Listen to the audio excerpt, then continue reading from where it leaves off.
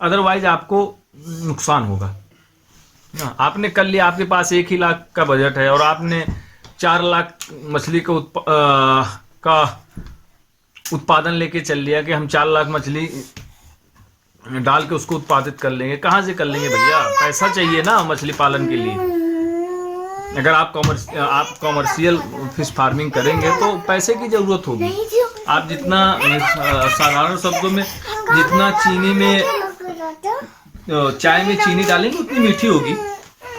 और इसलिए अगर आप बजट आपका नहीं है तो आप फ्लॉप होना तय है। आपको बजट का कैलकुलेशन कर लें। दूसरा हो क्या रहा है दोस्तों, ओवर स्टॉकिंग की बड़ी समस्याएं आ रही हैं भाई।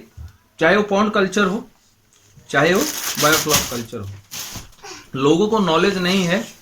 और ओवर स्टॉकिंग करके अगर आप ओवर स्टॉकिंग कर देंगे तो आपको जो है ग्रोथ रेट पे असर पड़ेगा, ग्रोथ आपका नहीं होगा और भी कई प्रॉब्लम आएंगी ओवर स्टॉकिंग से। तो ओवर स्टॉकिंग ना करें। जितना उसका रेशियो, चाहे वो पॉन्ड कल्चर हो या बायोफ्लॉक कल्चर हो, उसमें आप लोग इसका विशेष ध्यान दें। हाँ, एक चीज हमारे एक मित्र ने भी हमसे पूछा था कि तिवारी जी, फंगास तो जो कैट फिशेज हैं वो तो माउथ ब्रीथ होती हैं, मुंह से सांस लेने वाली मछलियां हवा में आके सतह पे आके वो ब्रीथ करती हैं। तो जरूरत क्या है उसके लिए इतना तामझाम करने की बायोफ्लॉक कल्चर में? अगर हम उसमें एरिएशन ना दे तब भी तो मछलियां सरवाइव करेंगी। मैंने उनकी बातें, हाँ भाई ये बात तो सही है भाई, कैट फिशेज के लिए तो वो सतह पे आके सांस लेती है, आप सभी लोग जानते होंगे। तो क्या जरूरत है उनके लिए एरिएशन लगाने की? अब वो तो बिना एरिएशन के भी काम करेगा ना। डिजॉल्व ऑक्सीजन के लिए उनको तो ज्यादा जरूरत होगी नहीं, क्योंकि वो तो हवा में सांस लेती हैं ऊपर सतह पे आके। गलत तो नहीं कह रहा हूँ। तो मैंने उनको बताया भी, उनकी बात भी मुझे अच्छी समझ में आई। मैंने कहा हाँ भाई ये तो है। तो फिर मैंने भी इस पे डिस्कशन किया। तो जो हमारा भी तजुर्बा था मैंने उनको बताया, लेकिन वो हमारी बात से इत्तेफाक नहीं किए। तो मैंने कहा चलिए भाई और भी साइंटिस्टों से बात करते हैं।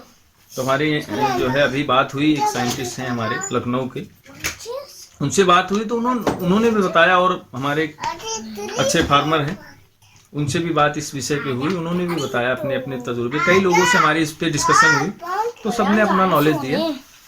देखिए दोस्तों, बात यह है कि अगर आप पानी को ड्रेन कर दें तब भी आप कल्चर कर सकते हैं, इसमें कोई दो राय नहीं है। पानी को ड्रेनेज करके भी आप लोग कल्चर कर सकते हैं बायोफ्लॉक कल्चर में, लेकिन वो बहुत संभव नहीं है। पानी का बहुत ज़्यादा मिस यूज होगा उसमें। एरिएशन का खाली महत्व डिजॉल्व ऑक्सीजन को लेके ही नहीं होता है। वो जो हमारे मित्र अगर ये हमारा वीडियो देख रहे होंगे तो उनके इस विषय को मैं इसमें शामिल कर ले रहा हूँ। दोस्त, एरिएशन का ये महत्व नहीं होता है कि खाली वो डिजॉल्व ऑक्सीजन को ही मेंटेन करता है। वो आपके वाटर पैरामीटर में मेंटेन करने में, कई चीज़ों को मेंटेन करने में काफ़ी मदद करता है। मैं शुरुआत से ही बताता हूँ इस बात को कि बायोफ्लॉक कल्चर जो है वो एक दूसरे के पूरक हैं और एक दूसरे पैरामीटर को मेंटेन करने में एक दूसरे का बहुत बड़ा योगदान होता है, उसी पे ये काम करते हैं।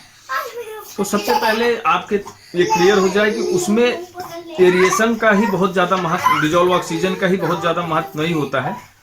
वो जो आपके टैंक में जो टॉक्सिक एलिमेंट निकलते हैं, जो हानिकारक गैसेस वगैरह निकलते हैं, उनको भी रिलीज करता है। एक दूसरा, जब हम जैसे आप लोग महसूस करिए ना, एक कमरे में, जिस कमरे में हम बैठे हैं इसमें अगर हम 1-2 लोग हैं तो बहुत आसानी से रहेंगे, कोई दिक्कत नहीं होगी।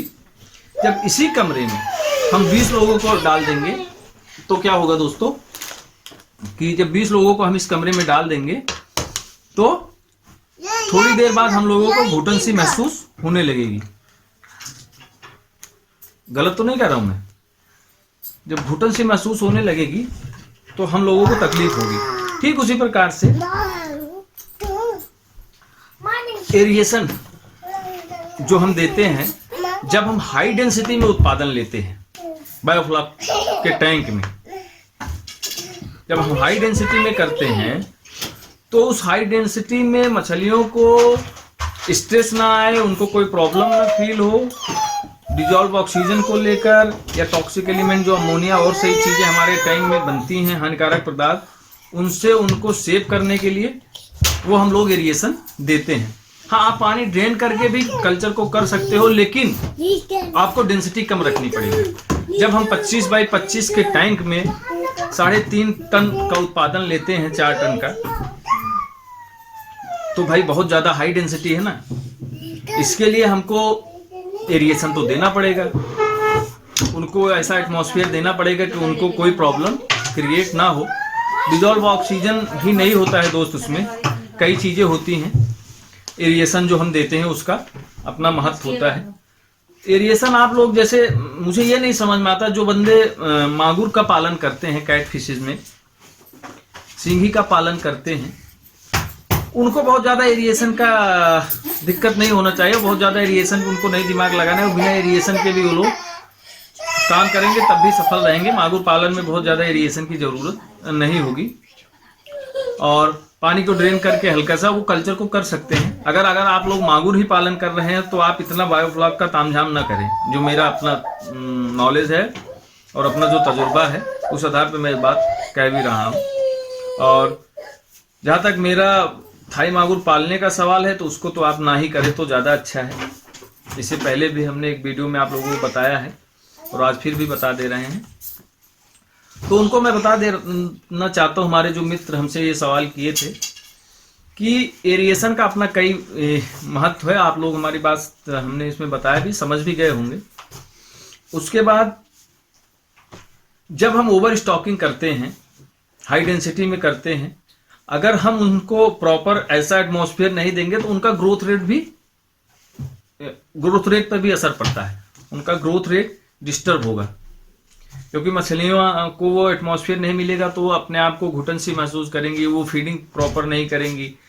और उन सब चीज़ों से बचने के लिए भी हम एरिएशन को देते हैं टैंक में। अगर आप लोग एरिएशन नहीं देना चाहते हैं, तो बायोफ्लॉक नहीं करना चाहते हैं, तो आप पानी को ड्रेन करें, कम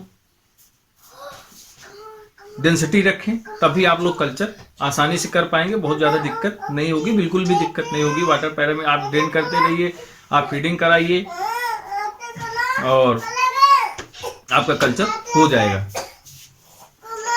तो यही कुछ बातें थी, छोटी मोटी बातें थी। हमने कहा आप लोगों से साथ शेयर करना चाहिए इस बात को, तो हमने शेयर कर दिया। दोस्तों, एक चीज़ कहना चाहता हूँ, अगर आपको हमारी वीडियो पसंद आए तो आप लोग चैनल को ज़रूर सब्सक्राइब कर लें, और बेल आइकन के बटन को भी दबा दें।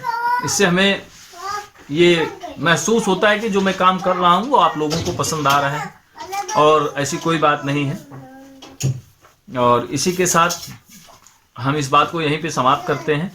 मिलते हैं फिर अगले वीडियो में। तब तक के लिए जय हिंद दोस्तों।